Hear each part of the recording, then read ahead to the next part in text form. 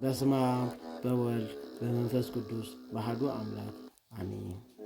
መዝሙረ ዳዊት ቁጥር 104 ሃሌሉያ። ቅድመ ዓለም ዝነበረን ዓለም ሕሊፉ ዝነበር እግዚአብሔር አመስግኑ ንስሙ ከዓ ዘምሩ። ግብሩ ድማ ንሕዛብ ንገርዎ አመስግኖ ዘምሩሉ ኩሎም ተአምራቱ ድማ ንገሩ። ብቅዱስ ስሙ ከዓ ክትከብሩ ኢኹም። እቲ እግዚአብሔር ዝደሊ ልቤ ደስ ይብሎ እግዚአብሔር ድለይዎ ክጸንዑ ከዓ ኢኹም። ኩሉ ጊዜ ድማ ንገጹ ድለዩ ነቲ ዝገበሮ ተአምራቱን ዘክሩ። ተአምራቱን ፍርዲ አፉን ዘርኢ አብርሃም አገልግልቱ አንቱም ዝተመረጽኩም ደቂ ያዕቆብ ከዓ ንሱ እግዚአብሔር አምላኽና እዩ። ፍርዱ ኣብ ኩሉ ምድሪ እዩ። ነቲ ናይ ዘለዓለም ስርዓቱ ከዓ ዘከረ። ነቲ ንሽሕ ትውልዲ ዝኣዘዞ ቃሉ ነቲ ንአብርሃም ዝሰርዖ ንይስሐቅን ዝመሓሎ ንያዕቆብ ምስክሩ ዘጽንዐ ንእስራኤል ከዓ ንዘለዓለም ኪዳኑ ምድሪ ከነዓን ንዓኻ ክህበካ ይበሎ መገዲ እትካፈልዋ ርስቲ ትኹንኩም። ንሳቶም ኣዝዮም ውሑዳት ከለዉ ኣብኣ ከዓ ስደተኛታት ካብ ህዝቢ ናብ ህዝቢ ሓለፉ። ካብ ነገሥታት ድማ ናብ ካልእ ህዝቢ ሰባት ክጸልዎም ኣይገደፈን። ምእንቶም ነገሥታት ገሰጸ። ነቶም ዝቀባኣኩም ኣይትተንክዩ ኣብ ልዕሊ ነቢያተይ ኣይሕሰሙ። ኣብታ ሃገር ጥሜት ኣምፀ ንኹሉ ሓይሊ እኽሊ ከዓ ኣጥፍአ።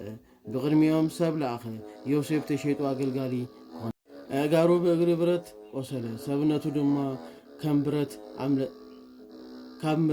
ብረት ኣምለጠት። ቃሉ ከይበጽሐ ከሎ ቃል እግዚአብሔር ፈተኑ። ንጉሥ ልኢኹ ፈትሖ። ሃለቃ ናይ ኣሕዛብ ገይሩ ሸሞ። ጎይታ ቤቱ ከዓ ገበሮ። ኣብ ልዕሊ ኩሉ ገንዘቡ እውን ኣግዝኦ።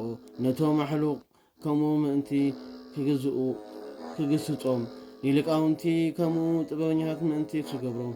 እስራኤል ናብ ሃገረ ግብፂ ኣተወ። ያዕቆብ ድማ ኣብ ምድሪ ካም ሓደረ። ንህዝቡ ድማ ኣዝዩ ኣብዝሖም።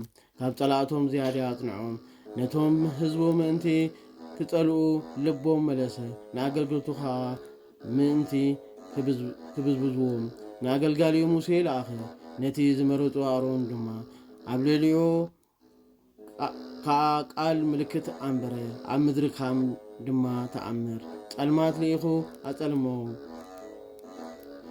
ንቓሉ ሓዘንዎ። ማዮም ድማ ደም ገበረ። ንዓሳታቶም ቀተለ። ምድሮም ከዓ ዕንቁርዖ ኣውፅአት።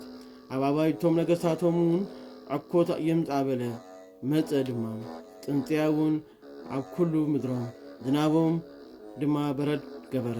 ኣብ ምድሮም ሓዊ ነደደ። ወይኖም በለሶም ቀተለ። ንኹሉ ኣግራብ ሃገሮም ጨፍጨፈ። ኣንበጣ ይምጻበለ መጸ ከዓ ቁጥርን ዘይብሉ ኩኩብታ ንኹሉ ፍረ ምድሮም በልዐ።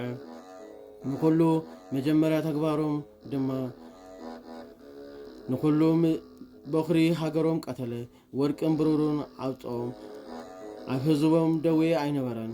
ግብፃውያን ብምውፅኦም ደስ በሎም። ፈሪሖም ድማ ነበሩ እሞ ደበና ጋሪዱ ሰወሮም። ሓዊ ከዓ ብለይቲ ምእንቲ ከብረኻሎም። ለመኑ ፍርፍርቲ መጸሎም። ሕብስቲ ሰማይ ከዓ ኣጥገቦም። ካብ ከውሒ ማይ ኣፈልፈሉ ኣፍሰሰሎም። ናብ ወሓይዚ ምድረ በዳ ከዱ። ነቲ ቅዱስ ቃሉ ዘኪሩ እዩ እሞ ኣብ ኣገልጋሊኡ አብርሃም ዝነበሩ ንህዝቡ ከዓ ብሓጎስ ኣውፅኦም። ንምሩጻት ድማ ብደስታ ሃገራት ኣሕዛብ ሃቦም።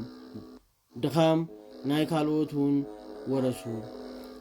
ንሕጎ ምእንቲ ክሕልው ንስርዓቱ እውን ምእንቲ ክደልዩ